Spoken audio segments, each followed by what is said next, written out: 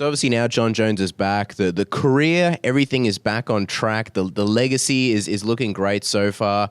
But let's be honest, the big news tomorrow that everybody's going to wake up to is Brock Lesnar, Jon Jones, what's going on? And of course, Jon Jones is here at the press conference just before saying that he doesn't want anything else to take away from his story, but from his big win. Do you think it kind of hurts, I guess, his goals, the fact that this Brock Lesnar thing is such a heat of the moment situation? Oh, I think that he loves that because it's like, that's like he said, it's a great fight for him. It's a winnable fight for him, and it's a lot of money for him, and it's a fight that will capture the imagination of the public, and it's the kind of a fight that, Jon's at a certain level, and I guess this week we'll find out exactly what that level is when the pay-per-view numbers come in.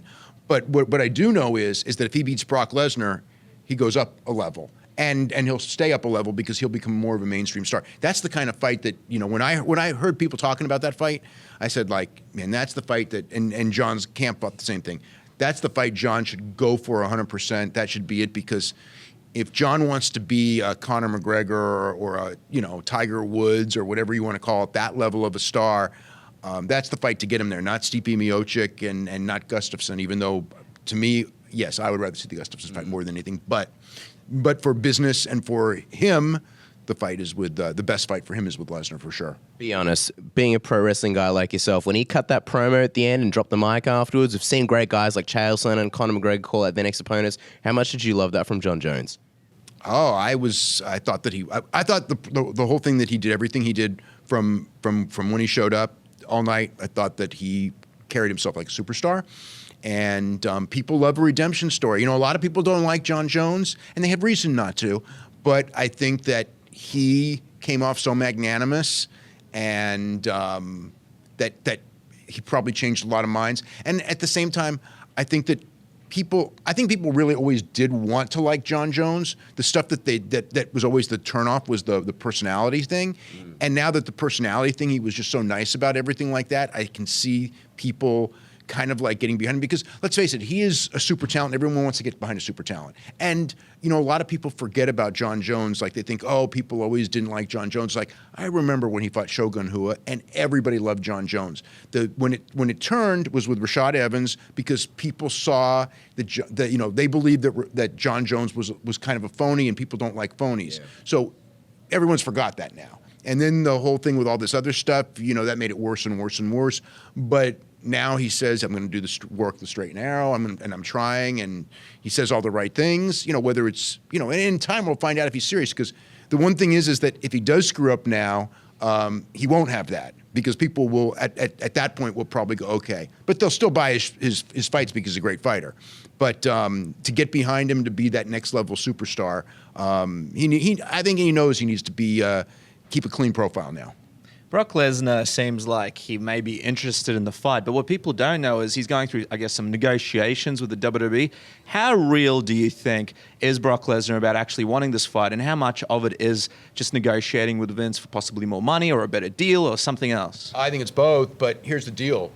Brock Lesnar has never had the shot. I mean, Brock Lesnar made a lot of money in UFC. Mm-hmm. But this is a different level. I mean, this will be more money in one night than Brock Lesnar's ever made in his life by far. And Brock knows it. He's surrounded by smart people. So I think that from a Brock Lesnar standpoint, win, lose, or draw, he's about money. And, he's 40, and these big paydays aren't going to come forever, and he's never going to have one but he's never going to have one this big. So I think this is serious as hell. Even if he wants to stay in WWE, I think he's going to go to Vince and go he can make let's say he can make $6 million here in WWE. If he does 2 million buys on this thing, that's that could be I don't know, $15 million or something, $10 million. I mean, for one night, I think that he's going to go for that for sure. It's like Mayweather McGregor. It's like, as soon as I heard them talk about Mayweather McGregor and the amount of money that was at stake, I knew the fight was going to happen. And Lesnar and Jones, it's just too much money. Jones knows it. Brock knows it too. What would, I suppose, make Vince want to do this again? Because Lesnar is, and I mean, let's be honest, at the time right now in WWE when there's not many stars, and he is probably one of their biggest attractions, it's pretty likely he'll lose against Jon Jones, and it's pretty likely it's going to be a pretty one-sided fight. So what would the lure be for Vince to allow him to do something like this? I don't know. We all thought that with Mark Hunt, and he ended up beating Mark Hunt, even though he was stripped of the win. But I thought Mark Hunt was going to knock him out fast because he'd been out of the ring for so long, and then that didn't happen. I think that WWE would, again, it's the same thing. What's the lure of UFC letting McGregor do this fight?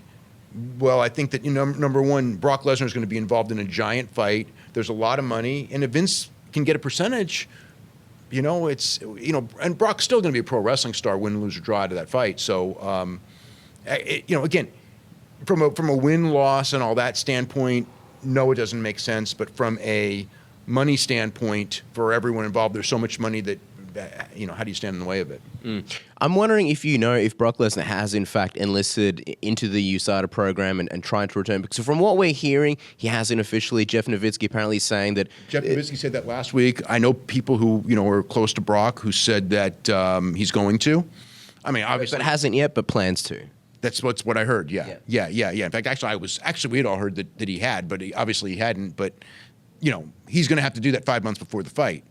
I mean, and here's the other thing, as far as like the WWE thing, it's like, come April of next year, WWE can't stop him. And I mean, if you have that much money at stake, would you, instead of signing with WWE, would you say, I'm taking a hiatus and I will sign with you in 4 months because I'm going to take this fight? And then Vince couldn't say no, even if like Vince says, no, you can't do it. And again, Vince let him do the other one, and this is a much bigger money fight, so I think that Vince will let him do this one. So do you think maybe we won't see Jon Jones for a while? Because let's be honest, Brock Lesnar, the Jones fight is probably not going to happen this year. Almost impossible, given the USADA restrictions. December is possible. But yeah, I think probably next year is more likely. Because he's still got 6 months left on his suspension, correct? 5. 5, okay. And he needs to come back. He needs to be clean, obviously. So maybe December. So if you're Jon Jones, technically you're not fighting a Gustafsson, you're not fighting Ozdemir. We may not see Jon Jones till the end of the year. Yeah, I think I think that if that fight looks real for December, January in that range, then he doesn't take a risk fight in between, because that doesn't make any sense to him. Yeah. Well, it's a crazy time here in this UFC, boxing, WWE world that's all combining quicker and quicker. They're all getting all interchanged because everybody's looking for these crazy money fights. Did you ever think you'd see something like that? I mean, you've been in the game for a long time. We've seen Fedor try and do it. We've seen multiple people try and do it. James Toney came in for a little bit. That's the closest we've ever got. And now it looks like everyone's just getting along together. It seems like things are getting closer and closer to sort of working together. Yeah, I mean, once you do it, the thing is with the McGregor and Mayweather fight is, if it's as successful as everyone thinks it's going to be, the boxing promoters and the UFC promoters are going to go, well, geez, this works. Let's do it again, and they'll do it until it stops working. But I mean, I think that at that point, UFC may be like looking like getting some boxers to fight under their rules, like they did with Tony, but. Yeah, I don't know. I mean, I know Miocic's going to want to fight Joshua. I mean, that's again, I think he thinks he can make more money with Joshua than he can with anyone in UFC. The problem with that is you're going to have this thing where the UFC guys think they can make more money fighting the boxers, but the boxers only fight under boxing rules. Yeah. And so that's kind of an unfair deal. But somehow the money has to UFC money has to equal boxing money at some point. So you can do these fights sometimes, but the UFC fighters don't want to go like, I got to go to boxing to make my real money. Yeah. You don't want that situation, because essentially then you're going to be UFC is going to be the feeder system for gimmick fights that boxing will look good in. Mm-hmm. Do you think there's a chance, when the negotiations happen with Vince and Brock and Dana White as well, that Conor McGregor may be a chip on the table for a possible WrestleMania appearance?